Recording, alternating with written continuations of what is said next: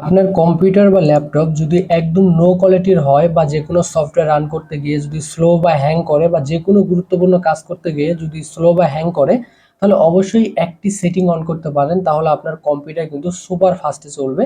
তো সেটিংটি অন করার জন্য আপনারা অবশ্যই দিস পিসির উপরে মাউসের রাইট বাটন ক্লিক করবেন, এরপরে প্রপার্টিসে ক্লিক করে দিবেন।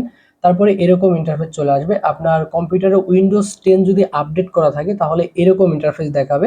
আর যদি আপডেট করা না থাকে তাহলে ইন্টারফেসটা একটু চেঞ্জ থাকতে পারে। তো যেমনই থাক আপনারা অবশ্যই খুঁজে বের করবেন অ্যাডভান্স সেটিং। এখান থেকে দেখেন অ্যাডভান্স সিস্টেম সেটিং, এখানে ক্লিক করে দিবেন।